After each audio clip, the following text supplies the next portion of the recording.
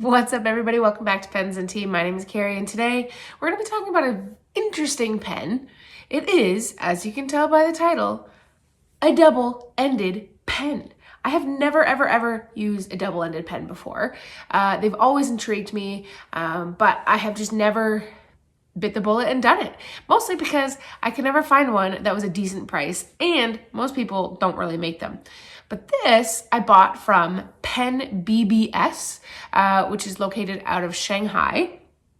And I bought it on Etsy, actually.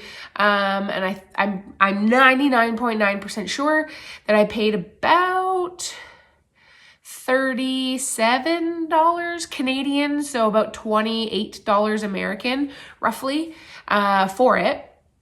And I really like the white / clear acrylic. And so I was really attracted to the pen itself. I had seen a few reviews. Long time ago, SBRE Brown did one. Peter Draws did one on this pen from Pen BBS, which is a company that I'd never heard of before, but apparently everybody knows about it. So I'm a little late to the game. And I heard mixed reviews about it. So I thought I would buy it and give it a try for myself. The biggest negative that I heard from a lot of people was that because they're clearly eyedropper pens, some people were having issues with the ink leaking from the barrel into like the nib grip section and into the lid, which meant that you had to kind of like wipe it off every time you used it. That's something that SBRE Brown had happen quite a bit to his. So far, this has been inked up in my possession for about a week, and I have not had that happen at all. So maybe they've either fixed the issue since then, because I'm pretty sure his was a couple years ago, or I just got lucky. But I will say there is a very hefty O-ring that is provided for you with the pen. But I also, because of that, like hearing that happen to other people, I also use silicone grease on the threads. So there's kind of like double duty on it.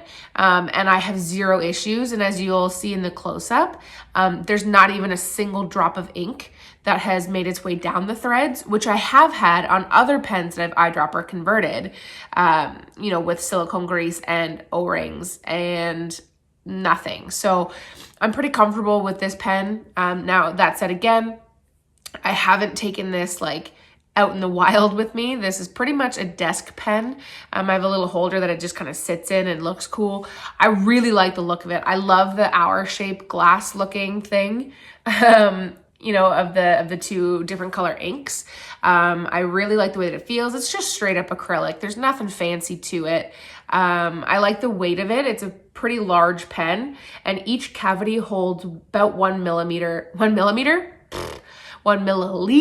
of ink.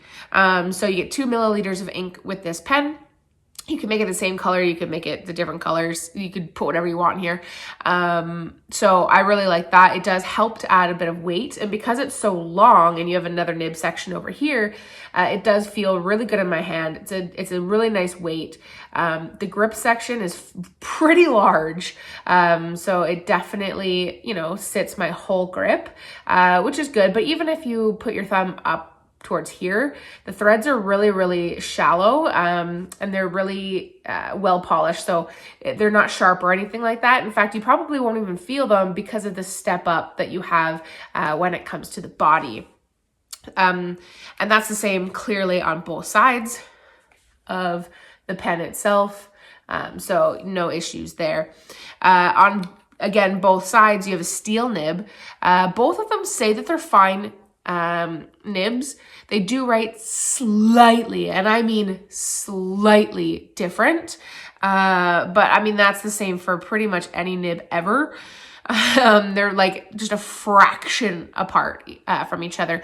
But despite the fact that this comes from Shanghai, this definitely writes like a Western fine, definitely not like a Japanese fine. I know Shanghai is in China.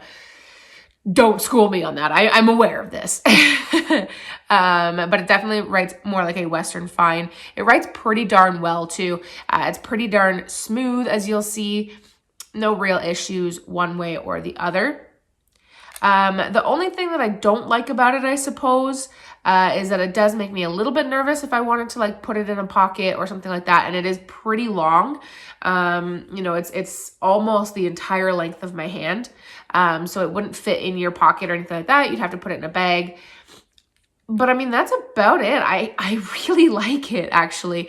I do wish you could buy the pen with 2 different nib sizes. The only option you have is a fine nib.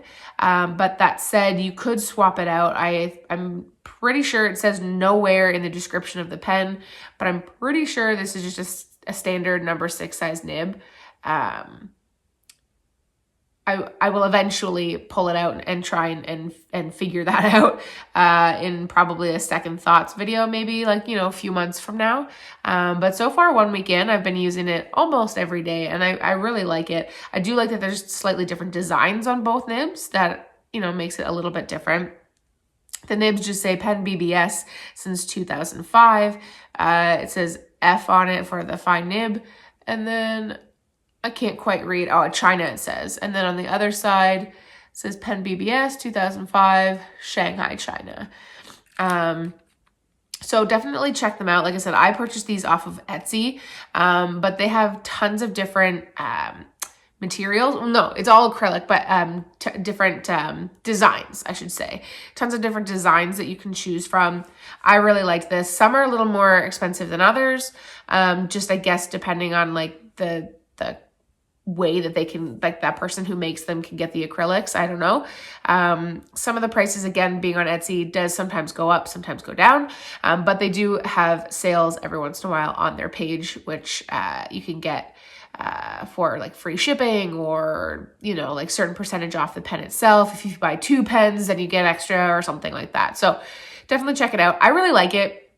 I haven't had any problems that everyone else or some other people have been experiencing, but it could come down to the fact that I put the silicone grease on it, and the fact that, like I said, it sits on my desk. And I have not had an issue with the fact that every time you write, so you can only write with 1 pen at a time. You do have to keep the other end capped while you write, unless you're literally going to be flipping back and forth every 30 seconds, because otherwise this end is in the air and all your ink is down here. So it's not staying saturated in the feed other than what's already in there.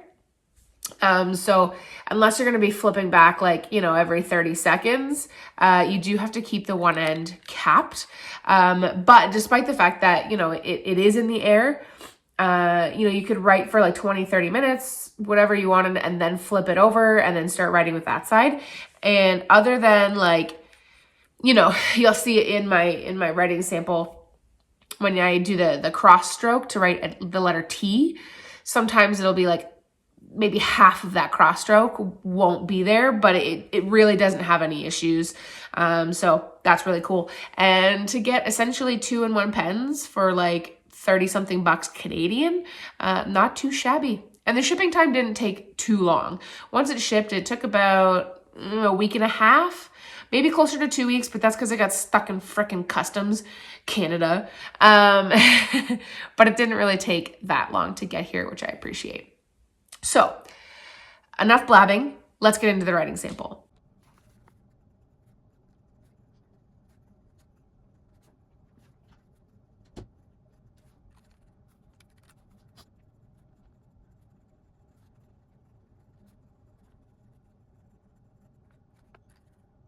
Both of these nibs are actually really smooth, which is pleasing. They write really, really well. They're pretty wet pens too. And I haven't really, that wasn't a skip, that was just me rotating the pen. I haven't really had any problems with them.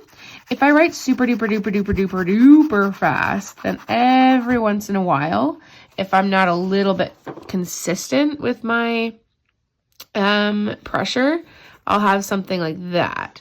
But I mean, unless you're literally scribbling, I don't know anybody who writes that fast. You do get a little bit of line variation too. And with reverse writing, it's actually not too bad. Obviously it doesn't flow as well, but the consistency is actually pretty good. And it's the same with both nibs. So I get the same performance out of both, which is good because it's, consistent. They're both really smooth. They're a lot smoother than I was expecting. They're a lot more like wet than I was expecting. They're not gushers. They're not like fire hoses, which is usually where I like my pens to be. But I would say that they're probably a little bit wetter than an average fountain pen, which I think lends to the smoothness. Now I also have Pilot inks in both. So I have, what do I have? I'm not going to be able to pronounce either of these. So the darker ink is Pilot 100th Anniversary that. And the red ink is Pilot 100th Anniversary that. So read to your heart's content. And I'm really impressed, much more impressed than I thought I was going to be. I had relatively low expectations going into this pen, because it is relatively cheap.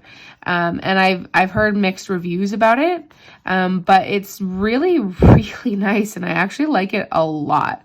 It's much better. And I also thought that like having eyedropper fills here, I wouldn't like that as much. But I really like looking at it as I'm writing. So I'm really enjoying this pen. I would recommend it. I would recommend it really to anybody. I wouldn't, like I said before, if you wanted to pop it in your pocket and go.